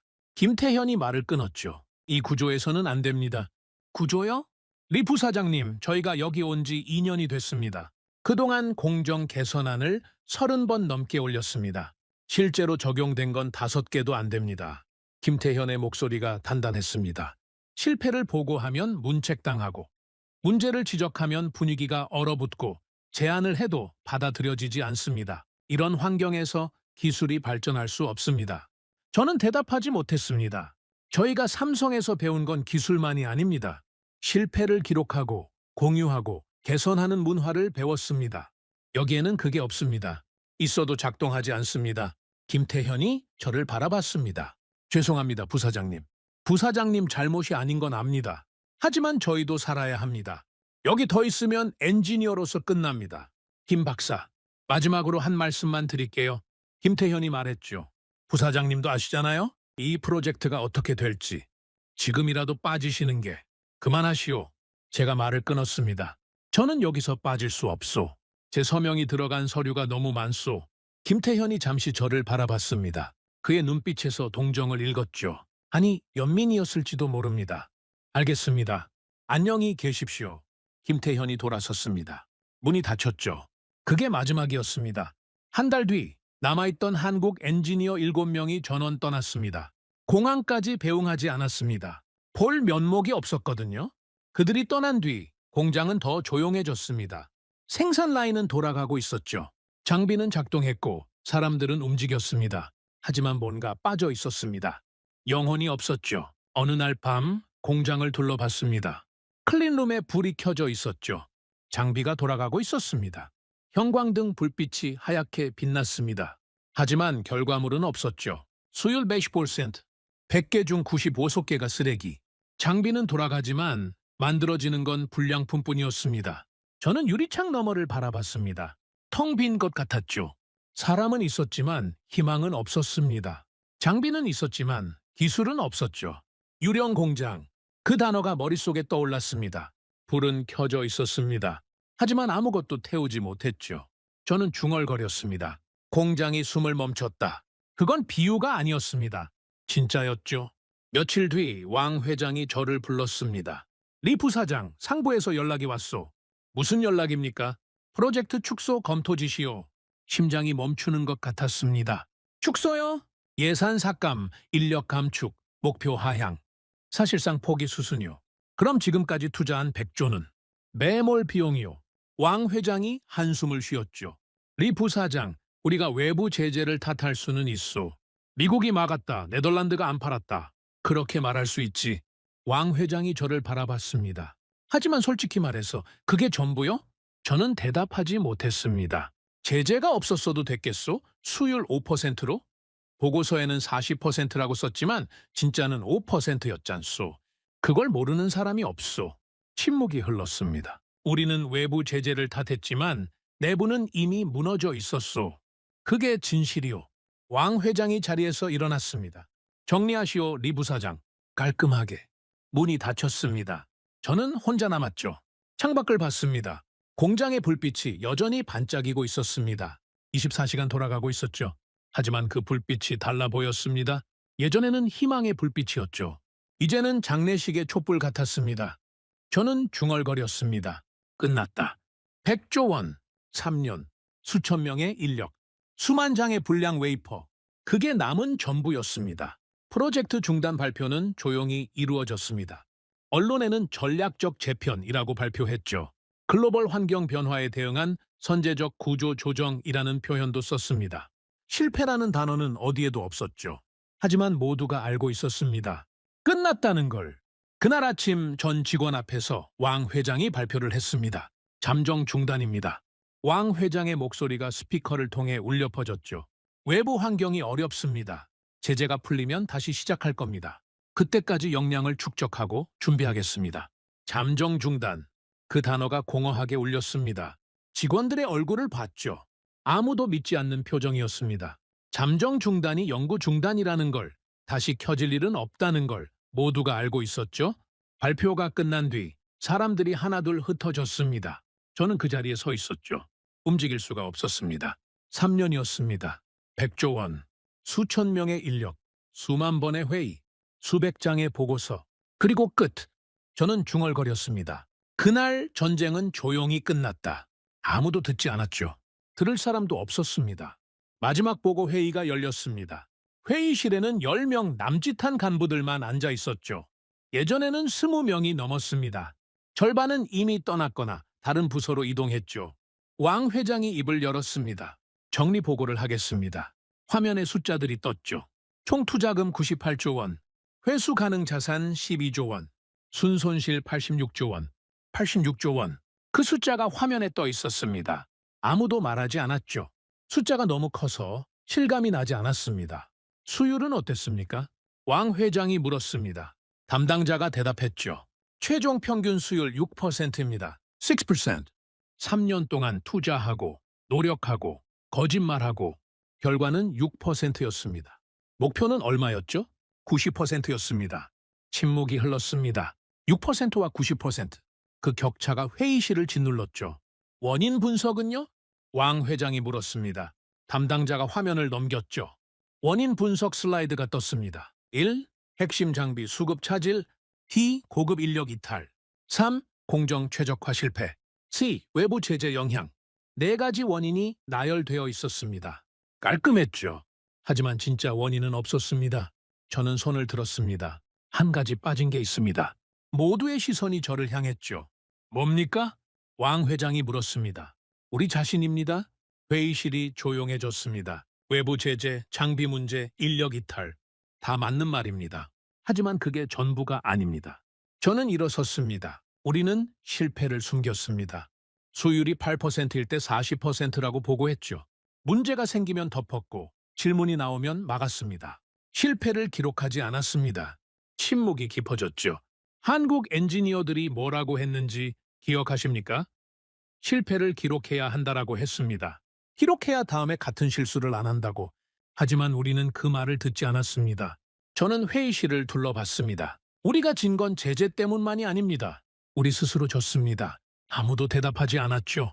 왕 회장이 한숨을 쉬었습니다. 리 부사장 말이 맞소. 하지만 지금 그걸 말해서 뭐가 달라지겠소? 달라지는 건 없습니다. 저도 인정했죠. 다만 기록은 해야 합니다. 왜 실패했는지. 다음에 같은 실수를 반복하지 않으려면. 왕 회장이 저를 바라봤습니다. 오랫동안 말이 없었죠. 알겠어. 리 부사장이 정리하시오. 솔직하게. 회의가 끝났습니다. 사람들이 빠져나갔죠. 저는 마지막까지 자리에 앉아 있었습니다. 화면에는 여전히 숫자가 떠 있었죠. 순손실 86조 원. 저는 그 숫자를 오래 바라봤습니다.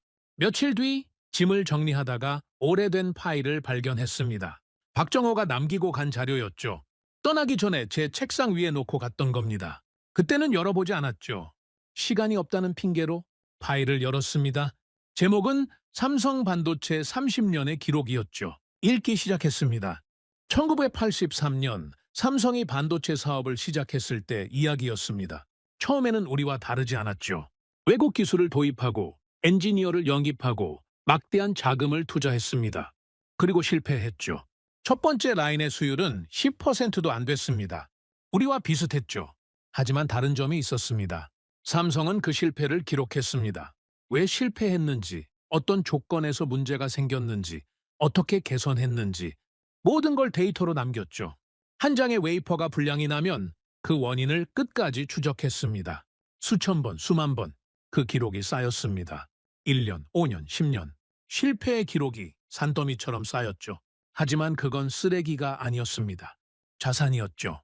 그 기록을 바탕으로 공정을 개선했습니다. 같은 실수를 반복하지 않았죠. 조금씩 수율이 올라갔습니다. 10%, 20%, 30%. 10년이 지나자 50%가 됐죠. 20년이 지나자 80%가 됐습니다. 30년이 지나자 90%를 넘겼죠. 그게 삼성의 30년이었습니다. 저는 파일을 덮었습니다. 손이 떨렸죠. 우리는 그 30년을 3년으로 압축하려 했습니다. 돈으로, 사람으로, 속도로. 하지만 우리가 가져오지 못한 게 있었죠. 실패의 기록, 수만 번의 실패, 수만 번의 분석, 수만 번의 개선. 그게 30년 동안 쌓인 겁니다. 그건 사람 몇 명 데려온다고 옮겨지는 게 아니었죠. 저는 중얼거렸습니다. 우리는 삼성의 기술을 훔치려 했다. 하지만 그들이 벌인 실패의 기록은 단 한 장도 가져오지 못했다. 그제야 이해했습니다. 박정호가 왜 그렇게 말했는지, 시스템이 없다고, 혼자 가져올 수 있는 게 아니다라고. 그가 말한 시스템은 장비나 소프트웨어가 아니었죠. 실패를 기록하고 공유하고 개선하는 문화, 질문을 허락하고 문제를 숨기지 않는 조직. 그게 시스템이었습니다. 우리에게는 그게 없었죠. 실패하면 문책당했습니다. 문제를 지적하면 분위기가 얼어붙었죠. 질문은 위험했고 침묵이 안전했습니다. 그래서 아무도 기록하지 않았죠. 아무도 공유하지 않았습니다. 같은 실패가 반복됐고 우리는 제자리를 맴돌았죠. 그들은 실패를 자산으로 삼았습니다. 우리는 실패를 범죄로 만들었죠. 그 차이가 30년과 3년의 차이였습니다. 저는 창밖을 바라봤습니다. 멀리 공장이 보였죠. 불이 꺼져 있었습니다. 예전에는 24시간 빛나던 그 불빛이 이제는 꺼져 있었습니다. 유령 공장, 아니, 이제는 그냥 빈 건물이었죠. 문득 박정호의 얼굴이 떠올랐습니다. 처음 만났을 때 공항에서 담담한 표정으로 캐리어를 끌고 나오던 모습. 반도체 공정은 혼자 할 수 있는 게 아닙니다. 라고 했던 그 말. 그때 저는 그 말을 무시했죠. 겸손한 거라고, 적응하면 달라질 거라고 생각했습니다. 하지만 그가 옳았습니다. 처음부터 끝까지 그가 옳았죠. 저는 그의 연락처를 찾았습니다. 오래된 명함이 서랍 어딘가에 있었죠. 먼지를 털어내고 번호를 눌렀습니다. 신호음이 울렸습니다. 여보세요. 그의 목소리가 들렸죠. 2년 만이었습니다. 박 박사, 저 리웨이천입니다. 잠시 침묵이 흘렀습니다. 리 부사장님, 오랜만입니다. 네, 오랜만입니다. 무슨 말을 해야 할지 몰랐습니다. 준비한 게 없었죠. 소식 들었습니다. 박정호가 먼저 말했습니다. 프로젝트 중단됐다고. 네, 끝났습니다. 안타깝습니다. 박 박사. 저는 말했죠. 그때 박 박사가 한 말, 이제야 이해했습니다. 어떤 말이요? 시스템이 없다고 했잖아요? 혼자 가져올 수 있는 게 아니라고. 기억하시는군요? 지금은 압니다. 그게 무슨 뜻인지. 저는 잠시 말을 멈췄습니다. 우리는 기술을 훔치면 된다고 생각했습니다. 사람을 데려오면 시간도 함께 온다고. 하지만 틀렸죠.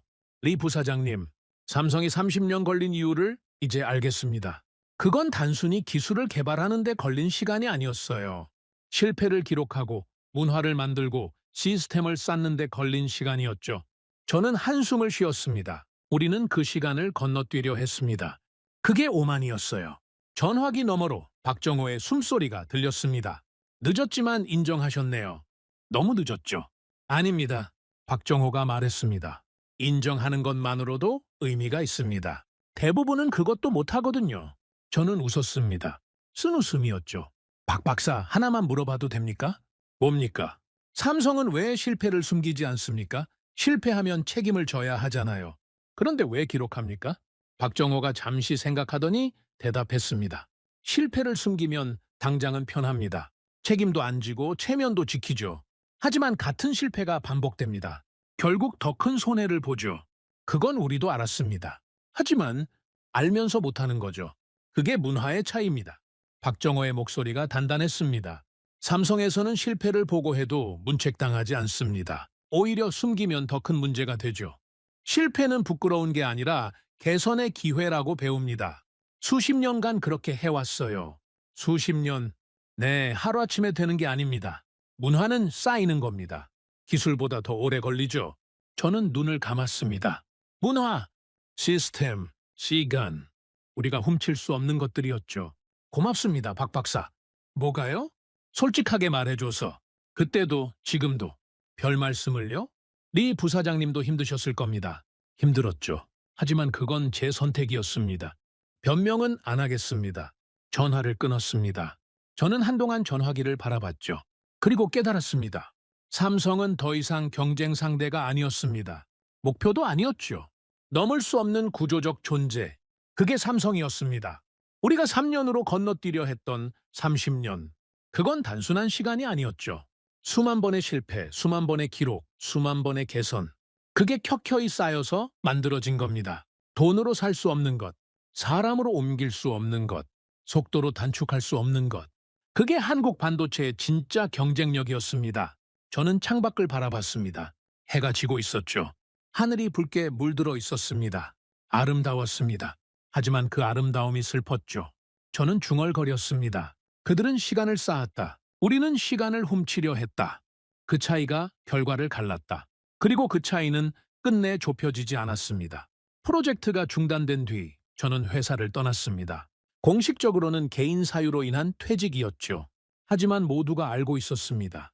책임을 지고 나가는 거라는 걸. 퇴직금을 받고 짐을 쌌습니다. 3년 동안 쌓인 서류들, 보고서들, 명함들, 박스 3개 분량이었죠? 무겁지 않았습니다. 오히려 허무했죠.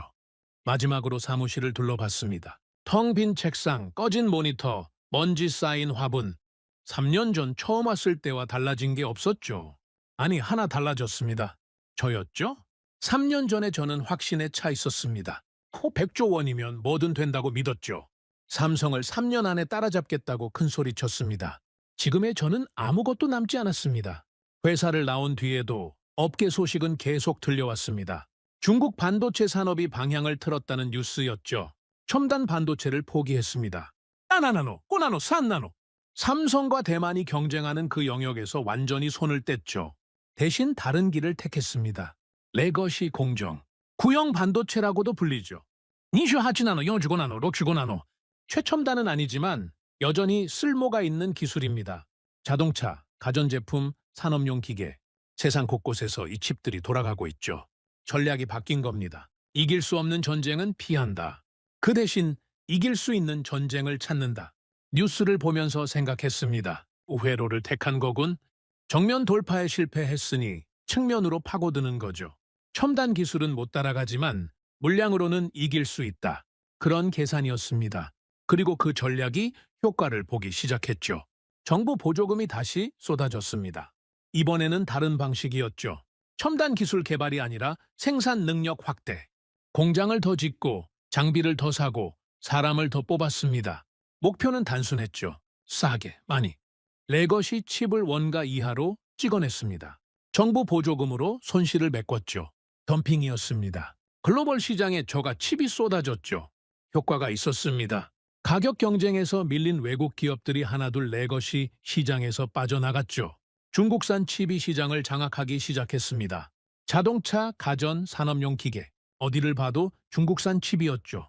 중국 반도체, 레거시 시장 석권, 글로벌 칩 가격 급락, 중국발 공급 과잉. 뉴스 헤드라인이 바뀌었습니다. 실패한 줄 알았던 중국 반도체가 다시 살아나고 있었죠. 하지만 저는 불안했습니다. 예전 동료를 만났을 때였죠.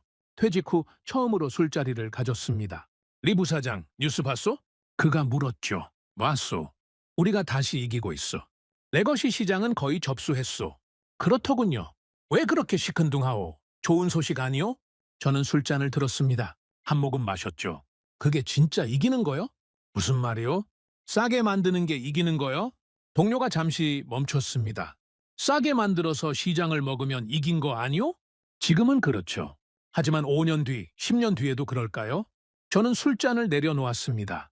레거시 칩은 누구나 만들 수 있어. 우리가 싸게 만들면 다른 나라도 더 싸게 만들 수 있어. 베트남이든 인도든 결국 바닥을 향한 경쟁이 되는 거요. 그건 진짜 승자는 싸게 만드는 나라가 아니오. 없으면 안 되는 걸 만드는 나라요. 동료가 침묵했습니다. 한국을 보시오. 삼성을 보시오. 저는 말을 이었죠. 그들이 만드는 건 레거시 칩이 아니오. HBM, 첨단 패키징, AI 반도체. 이건 대체가 안 되는 거요. 삼성이 안 만들면 세상이 멈추는 거요. 과장 아니요? 과장이 아니요. 저는 단호하게 말했습니다. 지금 전 세계 AI 서버에 들어가는 메모리 절반 이상이 한국산이요. 엔비디아 GPU에 붙는 HBM, 삼성과 하이닉스가 만드는 거요. 이거 없으면 챗GPT도 안 돌아가오. 동료의 얼굴이 굳었습니다. 우리는 레거시 칩을 싸게 만들고 있소. 그건 맞소. 하지만 한국은 다른 전장에 있소. 아예 다른 게임을 하고 있는 거요. 술자리가 조용해졌습니다. 저는 창밖을 바라봤죠. 가격으로 이긴 전쟁은 언제나 기술에서 집니다. 그게 역사가 증명하는 거요? 그날 밤 숙소로 돌아와 오래 생각했습니다. 반도체 전쟁의 본질이 뭘까? 처음에는 단순하게 생각했죠. 더 작게, 더 빠르게, 더 많이. 그게 반도체 경쟁이라고. 하지만 틀렸습니다. 진짜 전쟁은 다른 곳에서 벌어지고 있었죠. 대체 가능성. 그게 핵심이었습니다. 레거시 칩은 대체 가능합니다. 중국이 만들든 베트남이 만들든 인도가 만들든 품질만 맞으면 어디서 사든 상관없죠. 그래서 가격 경쟁이 되는 겁니다. 하지만 첨단 칩은 다릅니다. HBM을 만들 수 있는 회사는 전 세계에 두세 곳뿐이죠. 최첨단 로직 칩을 찍을 수 있는 파운드리도 손에 꼽습니다. 이건 대체가 안 됩니다. 대체 불가능한 기술. 그걸 가진 나라가 진짜 승자입니다. 삼성은 그걸 알고 있었죠. 그래서 30년을 투자한 겁니다. 단순히 칩을 만드는 게 아니라 아무도 따라올 수 없는 영역을 구축한 거죠. 우리는 그걸 몰랐습니다. 아니, 알면서도 무시했죠. 돈이면 된다고, 사람이면 된다고, 속도면 된다고 믿었습니다. 하지만 대체 불가능성은 돈으로 살 수 없었습니다. 시간으로만 살 수 있었죠. 수십 년의 시간. 그 시간을 우리는 태워버렸습니다. 요즘 가끔 한국 뉴스를 봅니다. 삼성이 2나노 공정을 개발했다는 소식. 하이닉스가 차세대 HBM을 양산한다는 뉴스, 한국 반도체 수출이 사상 최대를 기록했다는 기사, 볼 때마다 복잡한 기분이 들죠. 부럽지 않다면 거짓말입니다. 분하지 않다면 그것도 거짓말이죠. 하지만 그보다 큰 감정이 있습니다. 존중. 그들이 30년 동안 쌓아온 것에 대한 존중. 수만 번의 실패를 기록하고 수만 번의 개선을 거치고 수만 명의 엔지니어가 밤을 새운 그 시간에 대한 존중. 우리는 그 시간을 건너뛰려 했습니다. 그리고 실패했죠. 하지만 그들은 그 시간을 온전히 걸었습니다. 한 걸음씩, 한 걸음씩.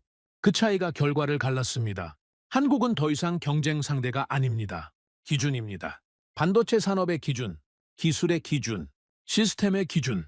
우리는 그 기준에 미치지 못했죠. 앞으로도 쉽지 않을 겁니다. 하지만 이 전쟁은 아직 끝나지 않았습니다. 다만 양상이 바뀌었을 뿐이죠. 우리는 레거시 시장에서 물량 공세를 펼치고 있습니다. 단기적으로는 효과가 있죠.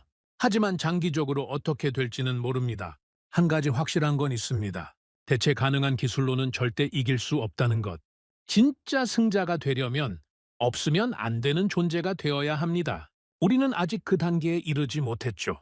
그리고 한국은 이미 그 자리에 서 있습니다. 가끔 밤에 잠이 안 올 때가 있습니다. 그럴 때면 창밖을 바라보죠. 도시의 불빛이 반짝입니다.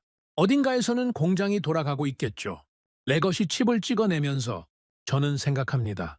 우리가 다시 도전한다면 이번에는 다르게 해야 한다. 실패를 숨기지 않아야 합니다. 질문을 막지 않아야 하죠. 시간을 훔치려 하지 말고 시간을 쌓아야 합니다. 그게 제가 이 경험에서 배운 것입니다. 하지만 그건 제가 할 일이 아니죠. 저는 이미 무대에서 내려왔습니다. 다음 세대가 해야 할 일입니다. 저는 그저 기록을 남길 뿐입니다. 왜 실패했는지, 뭘 잘못했는지, 다음에는 어떻게 해야 하는지 이 기록이 누군가에게 도움이 되길 바랍니다. 같은 실수를 반복하지 않기를. 저는 리웨이천입니다. 중국 반도체 기업의 전 부사장이었죠. 100조 원이 타는 소리를 가장 가까이에서 들은 사람입니다. 우리는 돈으로 시간을 사려 했습니다. 사람으로 역사를 건너뛰려 했죠. 하지만 기술은 지름길을 허락하지 않았습니다. 대체 불가능한 존재가 되는 것. 그게 이 전쟁의 유일한 승리 조건입니다. 한국은 그걸 해냈습니다. 우리는 아직 해내지 못했죠. 이 이야기가 단순한 실패담으로 끝나지 않기를 바랍니다. 다음 도전을 위한 기록으로 남기를. 그게 제가 이 이야기를 하는 이유입니다. 오늘의 사연은 여기까지입니다. 구독과 좋아요는 영상 제작에 아주 큰 힘이 됩니다. 지금까지 감동테라스 저는 소희였습니다. 오늘도 우리 구독자님들의 가정에 따뜻한 행복이 가득하시길 진심으로 바라겠습니다. 긴 영상 끝까지 시청해주셔서 정말 감사합니다. 내일 더 좋은 이야기로 찾아뵙겠습니다. 감사합니다.